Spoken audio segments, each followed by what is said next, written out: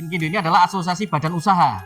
Oke. Jadi kumpulannya para badan usaha, kumpulannya para pengusaha. Oke. Jadi anggota kita adalah badan usaha. Perusahaan. Oke, Ya. siap. Jadi itu anggota kita. Direkturnya yang mewakili badan usaha tadi untuk berorganisasi. Yang tidak ada di kita itu adalah konsultan hukum, kemudian sama konsultan perkawinan. Oh, gitu ya. Ya, namanya sebuah profesi tentu Ya. ada kita punya orang-orang atau anggota yang sepaham. Artinya, nah inilah perlunya kita untuk berorganisasi. Regulasi pemerintah ya. Ya, Nah, betul. itu di dalam jasa konstruksi ada namanya sertifikat badan usaha.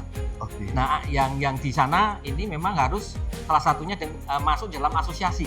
Karena ini terkait dengan pembinaan dan sebagainya. Ya. Nah, ini pentingnya kenapa kita mengikuti asosiasi. Di dalam berorganisasi, dalam asosiasi ini, kan Bapak tadi sebutkan juga ada ranah pembinaan. Nah, peran kami di asosiasi tadi melayani, meningkatkan kapasitas dan melindungi. Iya. Melindungi salah satunya juga advokasi.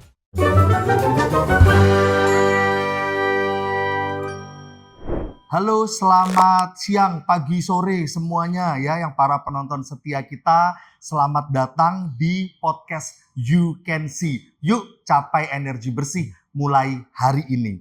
Dan pada kesempatan ini nggak kerasa ya, ini adalah podcast kita yang edisi yang keempat.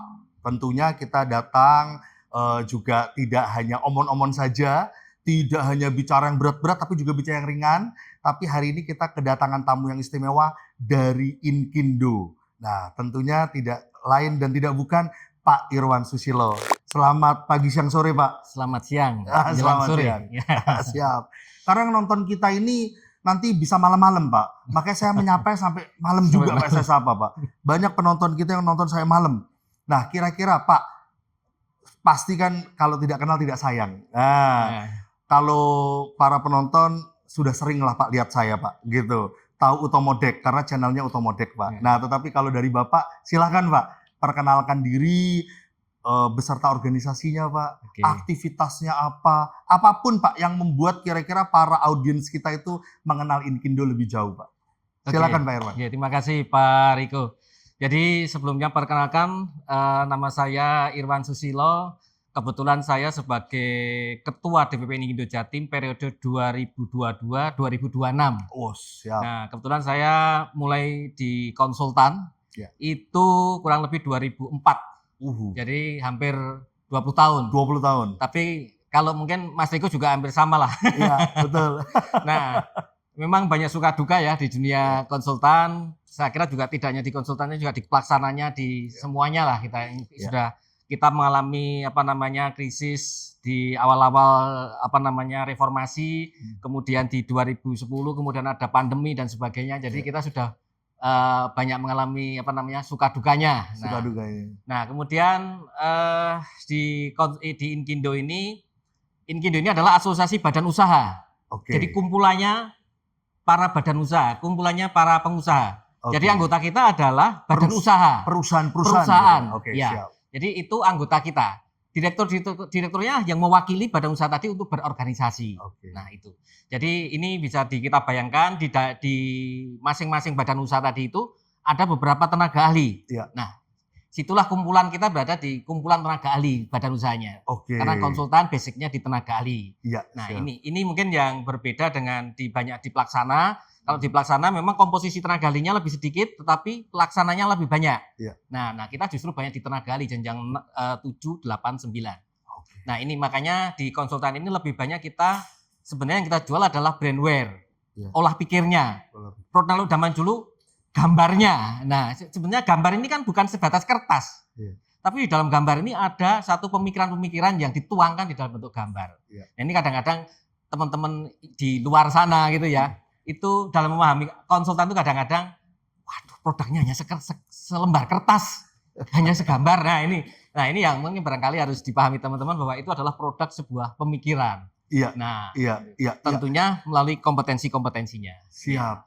Wah, ini kan berarti Inkindo ini sekarang total berapa Pak anggotanya Bapak nih Pak? Nah, kita mulai kemarin di April itu kurang lebih sekitar 1024 badan usaha Jatim. Hanya Jatim 1024 1024 sekitar itu. Nah, kemudian secara nasional sekitar 4.000. Jadi kita hampir seperempatnya ada nasional. di Jawa Timur. Nah, ada di Jawa Timur. Ini kita Oke. Nah, itu kan tentunya Inkindo ini merupakan ikatan para asosiasi begitu.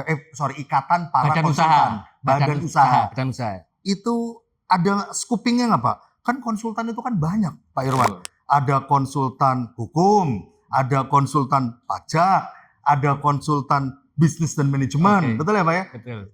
Gimana Pak? Tolong Pak ceritakan lebih dalam supaya orang-orang yang tertarik, jangan-jangan nanti habis ini Pak, anggota Bapak nambah loh Pak.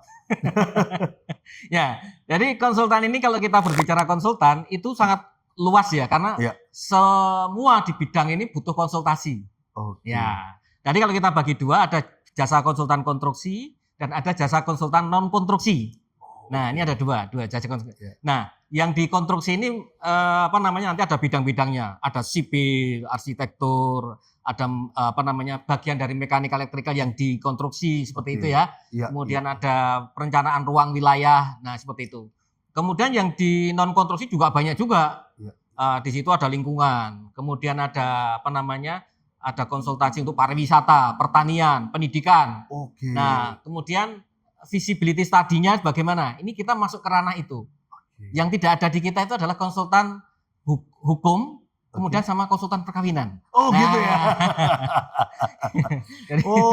Iya. Konsultan hukum yang tidak ada mungkin karena udah ada asosiasi lain ya Pak ya. Ada asosiasi lain. Sama konsultan pernikahan itu biar urusan agama masing-masing Pak, gitu ya Pak ya. Oke. Loh, terus Pak, apa sih Pak yang tentunya Bapak kan dulu sebelum posisinya setinggi sekarang di asosiasi, tentunya kan Bapak awal-awal masuk ke dalam Inkindo itu kan punya harapan. Atau kenapa sih kok Bapak harus join di Inkindo? Dulu kan pasti ada pertama kali Pak Bapak jadi anggota. Betul. Apa Pak yang membuat Bapak akhirnya terlibat lebih jauh di dalam organisasi ini Pak? Ya, namanya sebuah profesi tentu ada, kita punya orang-orang atau anggota yang sepaham. Artinya, nah inilah perlunya kita untuk berorganisasi. Kita bisa bertukar pikiran, kemudian kita bisa mencapai tujuan bersama-sama. Nah, tapi di lain itu juga kita bisa juga tadi mengembangkan kemampuan kita secara bersama-sama. Jadi ini akan lebih baik. Namun terlepas dari itu, dalam aturan di dalam sebuah badan usaha gitu, kita wajib untuk mengikuti regulasi pemerintah ya. Betul. Nah, itu di dalam jasa konstruksi ada namanya sertifikat badan usaha. Nah, yang di sana ini memang harus salah satunya masuk dalam asosiasi. Karena ini terkait dengan pembinaan dan sebagainya. Nah, ini pentingnya kenapa kita mengikuti asosiasi. Salah satunya tadi untuk pembinaan dan sebagainya, kita sama-sama mencapai tujuan bersama. Nah, namun juga di dalam asosiasi ini, ketika kita masuk di dalam sebuah asosiasi, pemerintah juga memberikan semacam kemudahan-kemudahan. Khususnya bagi teman-teman di jasa konstruksi ya khususnya, pajak kita beda Pak. Dengan kita masuk dalam asosiasi, pajak final kita yang harusnya 4% menjadi 2%. Nah, ini salah satu insentif yang diberikan oleh pemerintah sehingga kita bisa mendapat kemudahan-kemudahan tadi itu. Ini salah satu benefitnya. Salah satu benefitnya dari sekian banyak benefit. Ya, tentunya seperti itu. Artinya adalah para anggota begitu join atau tergabung di dalam Inkindo itu juga bisa menyuarakan suara mereka di asosiasi sebagai anggota. Dan suara ini bisa diangkat ke pemerintah, betul? Bisa. Jadi kami asosiasi ini punya misi khusus 3. Yaitu pembinaan, kemudian perlindungan, dan kita pelayanan. Nah, tentu pelayanan ini salah satunya adalah kita memberikan layanan-layanan anggota, menyuarakan suara para anggota ke lembaga-lembaga terkait yang misalnya nanti ada kebutuhan ke dalam kita berusaha dan sebagainya. Inilah caranya asosiasi ini untuk menyuarakan ke pemerintah. Nanti kita bisa melalui Kadin, kemudian juga di dinas terkait atau ke pemerintah daerah langsung ke pengambil kebijakannya. Ya, seperti itu. Luar biasa ya Pak ya. Berarti di dalam berorganisasi, dalam asosiasi ini, kan Bapak tadi sebutkan juga ada ranah pembinaan. Ya Pak ya. Dan saya ini sering loh Pak, berapa kali tuh diundang gitu ya buat join di acara Inkindo untuk BIMTEK ya. Mungkin ada pengenalan teknologi baru, ada pengenalan sistem kerja yang baru. Nah, ini seperti apa Pak langkahnya supaya para anggota ini bisa secara aktif gitu Pak untuk ikut di dalam pembinaan ini? Karena saya kok nggak yakin loh Pak, 1.000 sekian itu aktif semua Pak. Ya. Gimana Pak langkah-langkah itu Pak? Ya, kami menyadari. Jadi dari sekian banyak anggota ini tentu tipikalnya berbeda-beda. Ada yang suka dia itu kumpul-kumpul, begitu ya. Oke. Ada yang suka di kantor menyimak mungkin dari aktivitas kita di lewat website. Kita juga sama seperti Utomo ya. Jadi ada channel-channel, kemudian ada podcast semacam ini. Siap. Channel kita sudah ada di YouTube, kita ada di Inkindo Jawa Timur. Inkindo Jawa Timur. Ya, silahkan nanti bisa dibuka kegiatan kita. Kemudian juga kita punya podcast namanya adalah Kafein. Kafein itu Kafein Kindo. Oh, Kafein Kindo. Jadi kita pengen bagaimana membuat teman-teman itu kecanduan. Oh, siap. Kecanduan untuk berbagi ilmu, berbagi pengetahuan. Kita mendapat, lewat Kafein juga tadi. Bisa berbagi rezeki ya Pak ya? Iya, itu sama sini. Jadi kita teman-teman yang dari sekian banyak itu tidak semuanya punya kesempatan karena anggota kita leverage-nya dari Pacitan sampai Banyuwangi. Oh iya. Kemudian dari mana? Cukup jauh ya Pak dari ya? Madura sampai Bojonegoro, Tuban. Nah, ini coverage area yang luas. Ini tidak mungkin kita sambangi satu persatu. Kita harus menggunakan teknologi seperti Utomodek pada hari ini. Betul. Ini kita memanfaatkan itu. Nah, sehingga teman-teman ini banyak berinteraksi juga lewat itu. Nah, ini salah satu kita untuk pembinaan kita. Nanti request dari teman-teman barangkali kita lihat kepentingannya. Ini sudah ada kepentingan banyak ini terkait dengan pembinaan misalnya terkait dengan SNI tertentu. Nah, kita buat pelatihannya dari permintaan-permintaan itu. Nah, kira-kira seperti itu. Oh, kira-kira begitu ya Pak ya? Jadi ini kan saya melihat kan banyak dinamika Pak sebetulnya. Mungkin Pak Irwan juga tahu bahwa tanpa mendiskreditkan para pembuat aturan gitu Pak ya. Tanpa bermaksud seperti itu kan perubahan aturan di Indonesia ini kan ya maaf Pak ya. Belum setahun juga sudah berubah aturannya. Masalah SNI, mengenai standar. Terus ada beberapa tadi kita mungkin di belakang kamera kita sempat bahas mengenai TKDN gitu ya Pak ya. Yang komponen pembahasan TKDN yang luar biasa banyaknya. Nah, itu kira-kira peran teman-teman Inkindo gimana Pak? Supaya perubahan-perubahan regulasi yang dari sisi pemerintah ini mampu dideliver Pak ke para anggota. Ini ya apa Pak caranya? Karena kan perubahannya ini dari banyak kementerian loh Pak. Dari banyak kementerian, dari banyak dirjen bisa melakukan perubahan-perubahan standar, perubahan bisa jadi perubahan cara itu juga bisa jadi loh Pak. Badan ini tiba-tiba hilang, muncul badan baru. Wah, gimana Pak? Ya, kami dari asosiasi selalu berpikiran positif terhadap apa yang dilakukan oleh pemerintah. Nah, ini tentu tujuannya baik gitu ya. Nah, namun banyak biasanya dalam implementasinya ketika kita ketemu di lapangan begitu ya implementasinya, ini banyak kendala-kendala yang kita hadapi tadi, mungkin terkait dengan perizinan dan sebagainya. Nah, peran kami di asosiasi tadi melayani, meningkatkan kapasitas dan melindungi salah satunya juga advokasi. Ketika terjadi aturan-aturan yang tidak bisa dijalankan dengan baik di lapangan, kami akan mengkaji. Kami melakukan tim membentuk pokja atau apa untuk menggali masalahnya apa, solusinya apa. Nah, kita melakukan itu, kemudian kita sampaikan ke pengambil kebijakan. Nah, nanti tentunya lewat DPN, Dewan Pengurus Nasional. Karena kami di Jawa Timur. Nanti mungkin dengan DPP lain kita akan bahas di sana, kemudian kita sampaikan pengambil kebijakan. Nah, kemudian dengan banyaknya regulasi-regulasi yang cukup masif tadi, tentu sarana-sarana kami sebagai asosiasi bercabang, artinya asosiasi yang punya pusat di Jakarta dan cabang-cabang di provinsi. Nah, kita punya kedekatan dengan anggota. Nah, itulah kita gunakan untuk sosialisasi. Nah, kami memang seperti orang tua yang mengajari anaknya itu, ya itu memang. Tapi tidak semuanya, karena ada juga nanti konsultan-konsultan yang memang secara mandiri sudah cukup kuat begitu ya. Cukup mandiri. Ini tidak perlu diajari tadi. Kami mungkin yang baru-baru, mungkin masih di bawah 5 tahun, usia 5 tahun masih ini. Nah, ini kita perlu pendampingan atau pembinaan tadi itu secara khusus. Kalau yang sudah mapan, sudah ini mereka biasanya sudah punya pengalaman dan ini. Iya. Wah, luar biasa sekali ya. Dan saya merasa bahwa sebetulnya Inkindo ini mempunyai satu manajemen organisasi yang baik loh Pak, baik. Dan saya beberapa kali itu melihat kegerakan banyak asosiasi itu tidak serapi dan tidak sebaik Inkindo. Ini perlu diakui loh. Ini Ya, bukan terima kasih Mas. iya, bukan karena Pak Irwan ada di sini loh ya, tapi memang Tidak ada pesan sponsor Mas Diko ya. Oh, loh, saya pun pergi ke Jakarta, Iya. ya kerjasama sama teman-teman Inkindo Iya, juga, siap. ya yang di Jakarta gitu. Para konsultan ini kita bekerja berdasarkan kode etik dan tata laku. Iya, Tentunya kita dibangun kerjaan kita itu bukan pekerjaan semaunya saja.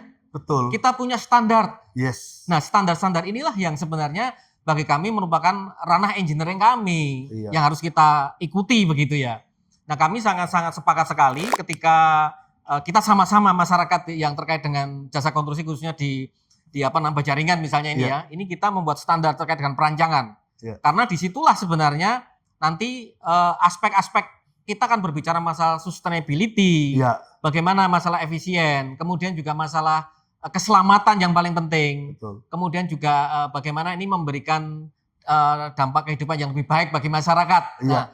Nah, artinya apa? Kita efisien penggunaan material-material yang lain sehingga kita mengurangi penebangan, mengurangi penambangan dan sebagainya. Itu Iya.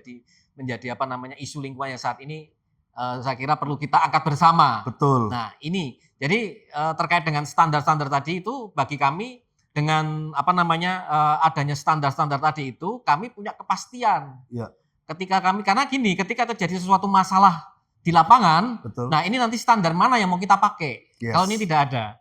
Jadi ini yang perlu sama-sama saya kira nanti dari teman-teman dari industri ini bersama kita para pelaku juga, para perencana dan sebagainya itu kita sama-sama mendorong. Iya. Nah, ini pentingnya agar terjadi bagaimana sih standar kita dalam bekerja? Iya. Kepastian hukumnya seperti apa? Iya. Kemudian tanggung jawab profesionalnya seperti apa? Betul. Nah, ini Pak Riko. Saya kira penting sekali ini. Ini PR kita bersama Pak Riko. Iya. Ini jauh hari sudah kita sampaikan ke kebijakan juga, tetapi Iya. memang ya belum saatnya.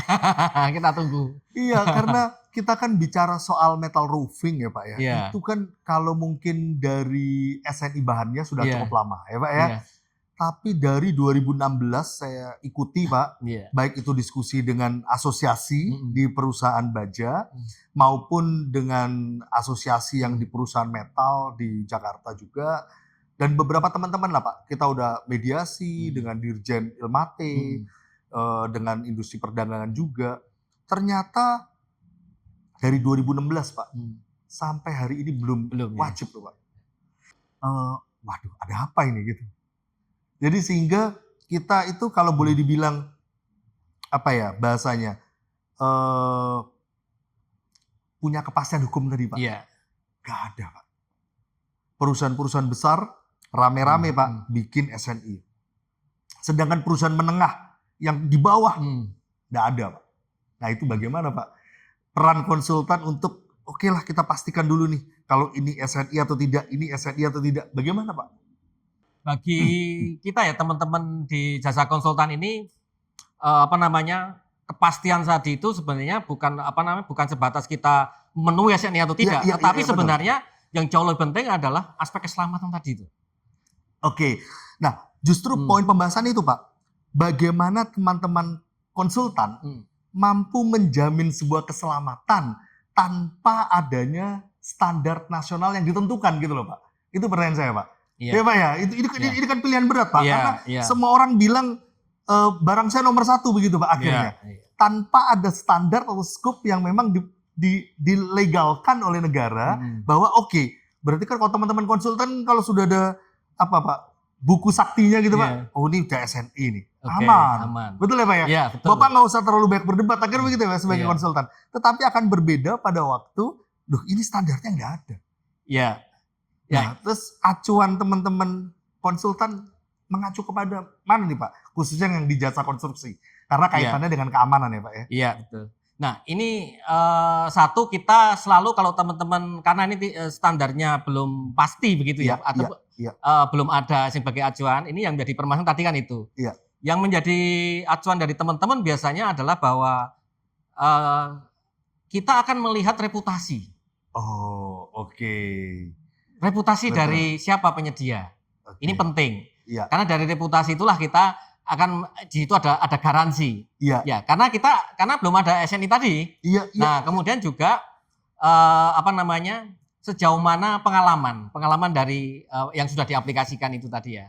Oke. Nah, ini seperti itu. Oh, Nah, oke, saya paham. Itu sekarang. paling penting adalah itu. Iya, Nah, iya. kemudian yang juga penting adalah bagaimana di dalam perancangan, Iya. apakah itu nanti struktur atau apa itu ya, Iya. atau mungkin apapun ya, itu ada keterbukaan.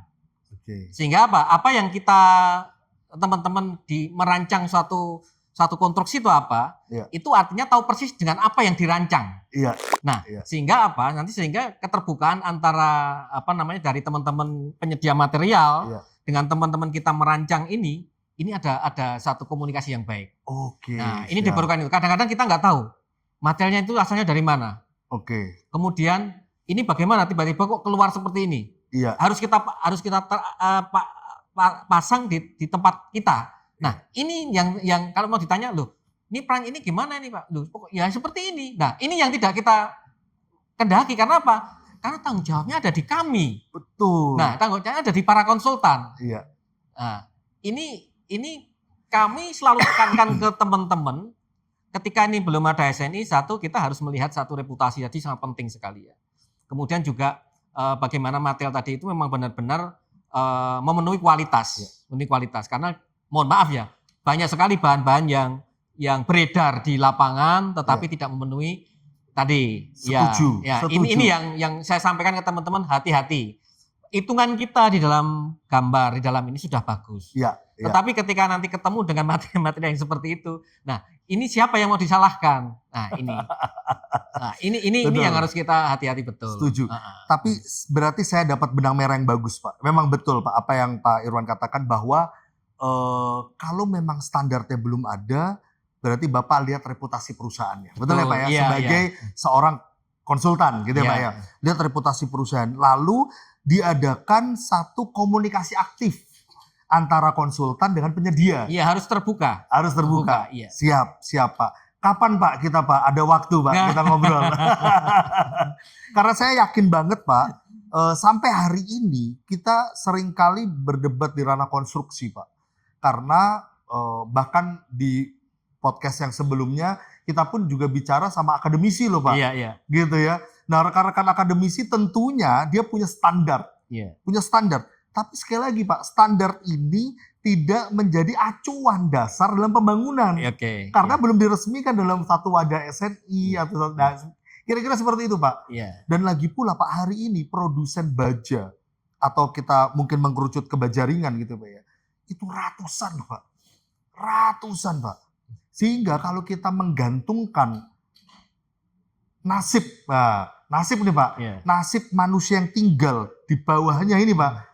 Dengan tidak adanya aturan, tidak ada konsultan-konsultan yang tergabung di Inkindo, mungkin nyawa mereka berbahaya loh Pak. Iya. Pakai produk abal-abal nggak jelas ya Pak ya, nggak ada standarnya dan konsultan ternyata juga tidak tahu gitu kan Pak. Iya. Ya. Nah ini satu yang menarik ya. Kami di konsultan ini selalu yang kita tekankan adalah kode etik dan tata laku. Iya, betul. Nah tata laku ini tentu salah satunya adalah bagaimana kita selalu untuk profesional ya. Nah itu di sana kita tekankan itu. Karena apa? Karena tadi kita di dalam dunia konstruksi yang kita hadapi itu adalah keselamatan. Yes. Keselamatan betul. manusianya. Iya. Ini yang paling utama. Iya. Nah kita tidak bisa merancang sesuatu yang tanpa kita ketahui dengan pasti tadi itu. Nomor satu keselamatan. Keselamatan. Makanya ketika kita melakukan satu perancangan dengan satu bahan dan sebagainya, yang paling penting adalah bagaimana kita mengetahui sifat karakteristik kualitas dari bahan itu sendiri, sampai sejauh mana batas-batasannya. Nah, ini yang menjadi sebagai seorang engineer tidak boleh dilupakan, tidak boleh ditinggalkan. Karena apa? Karena itu nanti menyangkut bagaimana terkait dengan produk yang kita rancang sejauh mana. Kita tidak bisa mengatakan bahwa produk ini kita rancang untuk umur misalnya 10 tahun. Iya. Tapi ternyata bahan yang kita pakai kita tidak mau tahu. Nah, ini kan juga jadi masalah nanti ya. Nah, makanya tadi dalam rangka itu teman-teman membutuhkan suatu keterbukaan. keterbukaan dari penyedia material dan sebagainya tadi ya. Kaitannya nanti dengan bagaimana kita menaruh di dalam desain kita. Iya. Nah, itu yang kita butuhkan selama kita belum ada SNI pun. Ketika nanti sudah ada SNI juga yang paling penting juga adalah pengawasan. Pengawasan ini menjadi faktor penting ya. Walaupun ini bukan di ranah kami begitu ya. Tetapi ini di ranah pemerintah baik pusat atau di daerah.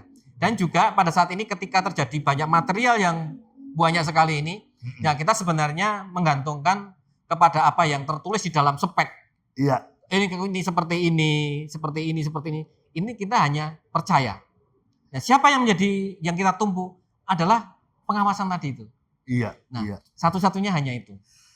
Iya ya. Hari ini tapi memang harus diakui Pak, pengawasan dari sisi pemerintah mungkin masih perlu diperbaiki. Masih perlu diperbaiki.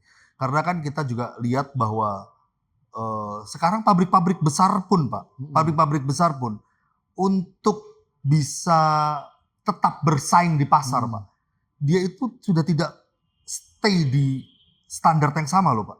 Dia mulai downgrade. Maka itu banyak perusahaan sekarang hari ini Pak, dia nggak punya satu merek aja Pak. Dia punya merek A, merek B, merek C, merek D, di mana kualitasnya pun juga ya udah kamu kuatnya bayar berapa, saya kasih kualitas gitu.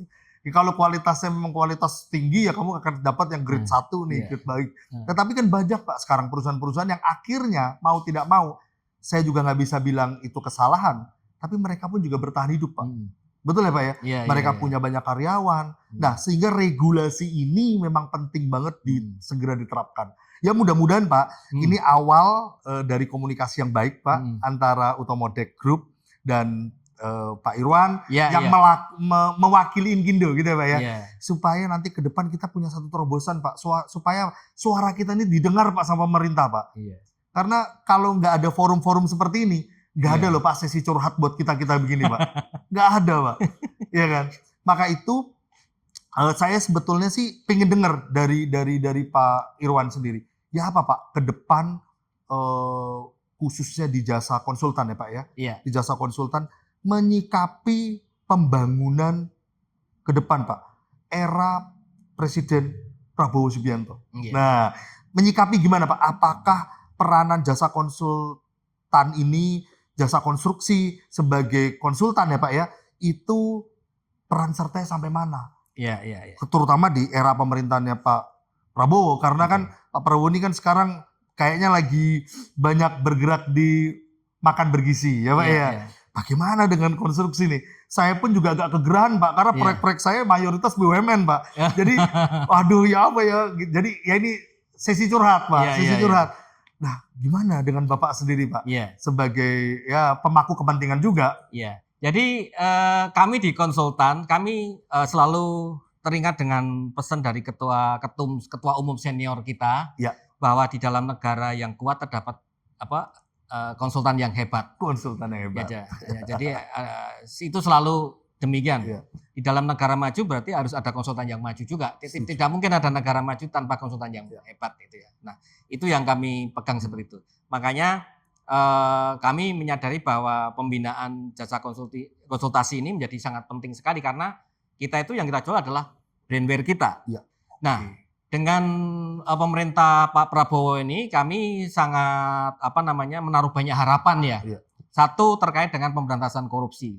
Nah, inilah yang sebenarnya sampai hari ini menjadi PR kita terkait dengan bagaimana kualitas. Ada mungkin yang menanyakan kualitas terkait dengan konstruksi. Ya, dengan pemberantasan korupsi ini kami sangat mendukung sekali.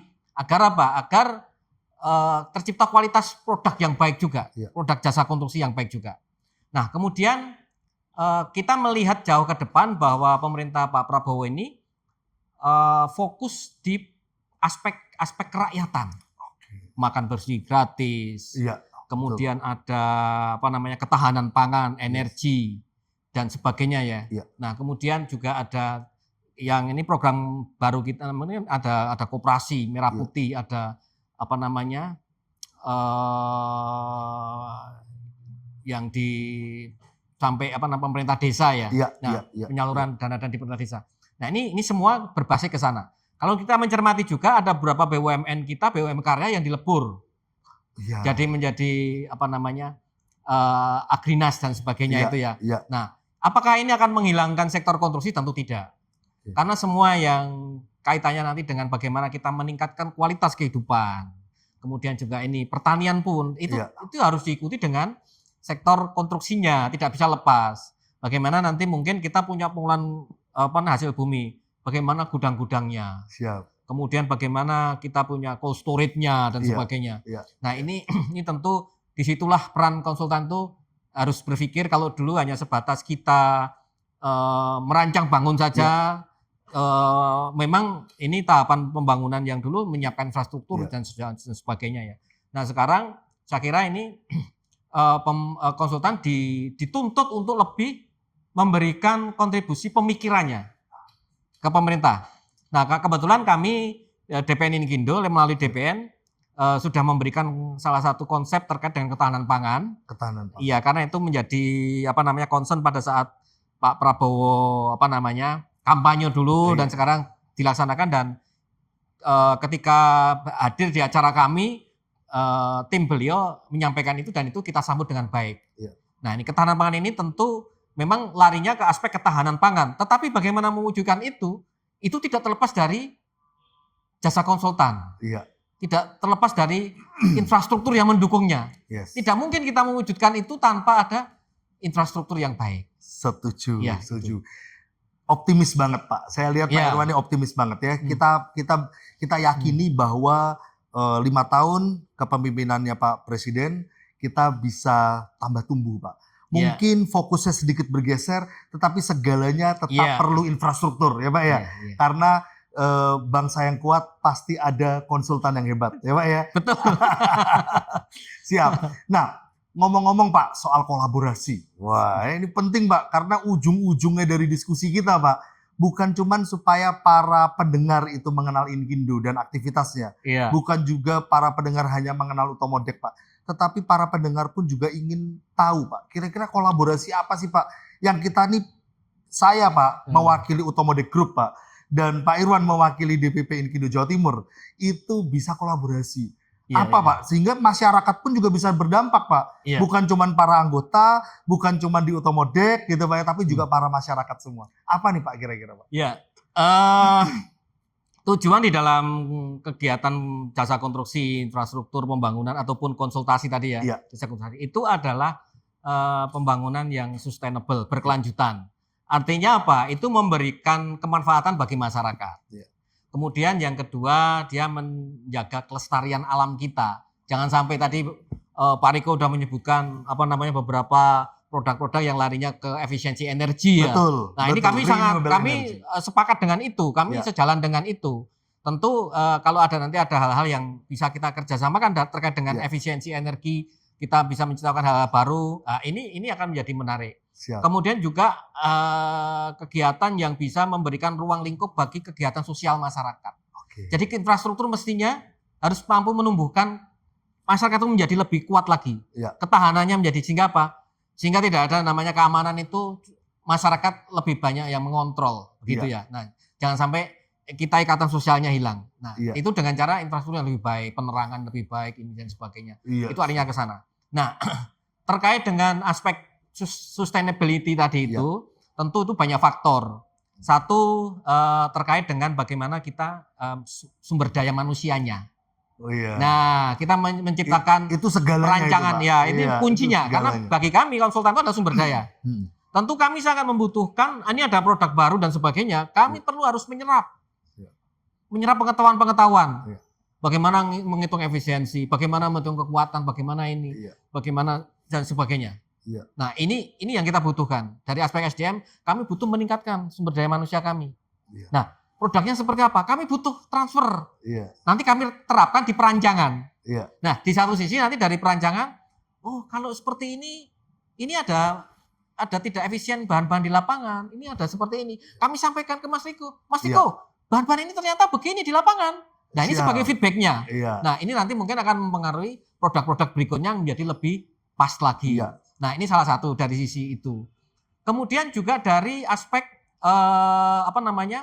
tadi ini ya kemampuan SDM ya. Kemudian dari material tadi kita juga pengen tahu hal-hal produk-produk baru, inovasi-inovasi apa yang sudah muncul ini ya. Sehingga apa? Sehingga teman-teman ketika berhadapan dengan meja desain atau kalau dulu meja gambar ya. Meja gambar dulu. Kan sekarang ya pakai CAD lah atau mungkin CAD. Pakai BIM dan sebagainya itu sekarang sudah terpikir kalau saya seperti ini saya menggunakan material ini, saya menggunakan material ini. Karena apa? Ada referensi material tadi. Nah, itu. Kemudian yang berikutnya adalah metodenya bagaimana? Nah, ini juga masalah bagi kita. Tadi sebelumnya kita diskusi masalah SNI. Nah, dengan metode-metode apa yang ini menjadi efisien bisa diterapkan, baik itu metode di dalam hal perancangan ataupun mungkin dari mobilisasinya, dari mendatangkannya bagaimana mengaturnya. Ini kan cost semua. Ini metode-metode kerja dan baik metode kerja ataupun metode perancangan ini menjadi satu hal yang sangat penting di dalam tadi mencapai sustainable produk tadi ya. Nah, kemudian dari sisi hardware kita. Nah, teman-teman juga hardware dan software ya. Kita pengen tahu, Mas Riko, ini ada produk seperti ini. Ini apa yang harus kita pakai ini? Kita ngitungnya pakai apa? Teman-teman harus juga familiar dengan sekarang aplikasi. Sekarang pendekatannya dengan BIM, pendekatannya dengan kalau dulu AutoCAD dan sebagainya. Sekarang sudah integrasi. Sekarang kita gambar keluar RAB-nya keluar dan sebagainya keluar. Nah, ini juga harus kita kuasai. Ini tentu kita perlu data-data material yang ada tadi itu dengan spek-spek yang ada itu tuh sangat penting sekali. Kemudian lingkungan kita juga penting. Atmosfer kita, bagaimana Inkindo ini menciptakan satu atmosfer tempat untuk berkumpul, tempat untuk berdiskusi, sehingga nanti kita menghasilkan produk-produk atau inovasi-inovasi. Nah, ini yang kita bangun di Inkindo seperti itu. Jadi semenjak saya sebagai ketua Inkindo 2022-2026, kita melakukan transformasi digital. Dalam artian transformasi digital ini adalah bagaimana kita merubah tata cara kelola kita tanpa meninggalkan hal-hal positif yang sudah ada. Karena kita menyadari 2002 adalah perubahan dari kita dari masa COVID ya. Kemudian di situ peralihan. Kemudian waktu sebelumnya di 2019, 18, 19 kita dihadapkan pada transformasi teknologi, penggunaan IT yang luar biasa meningkat. Nah, industrialisasi. Nah, dulu semuanya orang harus kumpul dulu kemudian berpikir sekarang sudah enggak dan sebagainya. Enggak. Ini yang penting ada komputer jalan. Nah, ini merubah tata kelola kita. Ini kita sadari. Kemudian kita melihat juga Inkindo ini yang kita layani adalah anggota. Itu paradigma di dalam ADART kita. Tetapi di dalam rangka kita mencapai melayani anggota dengan baik, tentu tidak hanya sebatas kita hubungan anggota. Kita merangkul teman-teman yang lain. Teman-teman mitra bisnis. Saya siap dirangkul. Nah, sehingga apa di dalam visi misi kami di pengurusan 2022, mitra seperti Mas Riko ini adalah bagian yang perlu kita layani bersama. Dalam rangka untuk mensukseskan teman-teman tadi itu. Nah, lingkungan inilah yang harus kita bangun bersama. Komunikasi dan sebagainya. Nah, itu kira-kira demikian Mas Riko. Wah, luar biasa, luar biasa. Visi misinya super jelas, Pak. Super jelas. Artinya memang nanti akan ada, saya tunggu undangannya. Siap. Kita akan berkolaborasi. Kita juga punya segudang informasi, segudang ilmu, Pak, yang mungkin kita bisa sharekan. Termasuk beberapa software yang kita gunakan. Termasuk beberapa cara perhitungan yang kita gunakan. Dan ini modal awal untuk kita mungkin sama-sama kolaborasi. Betul. Selain juga meningkatkan kompetensi anggota Bapak, tapi juga meningkatkan juga dari sisi penjualan bisnis kita. Simbiosis, Pak, simbiosis. Karena memang kita tidak akan berkembang tanpa kita kolaborasi. Nah, ini yang diharapkan. Sehingga apa? Ketika teman-teman itu mempunyai satu keterampilan yang khusus, informasi-informasi tadi itu, teman-teman akan banyak pilihan ketika di hadapan di lapangan itu. Setuju. Oh, saya harus pakai ini, saya harus pakai ini, saya harus pakai ini, pakai ini. Ini ada pilihan. Ini metode yang tepat itu bukan ini, pakai ini. Nah, itu ketika nanti teman-teman tuh punya keterampilan dan tadi itu. Nah, ini yang kita harapkan dari Inkindo seperti itu, Pak Riko. Siap, luar biasa sekali. Gitu ya rekan-rekan semua ya. Tidak terasa ya, kayaknya nih kalau ngobrolin soal Inkindo, soal Utomodek, soal masa depan jasa konstruksi, ini bakal panjang kali lebar banget, gitu ya Pak Irwan ya. Kayaknya waktu kita juga nggak bisa 1 harian, nanti penonton ngantuk Pak katanya begitu. Tetapi kita akan tunggu Pak kolaborasi berikutnya. Dan tentunya teman-teman di podcast You Can See juga bisa tetap menunggu update-update berikutnya mengenai kerjasama antara Utomodek Group bersama dengan Inkindo Jawa Timur. Terima kasih Pak Irwan Ya, terima kasih, dan Pak semoga Riko. sukses selalu untuk semua Sama-sama. aktivitasnya.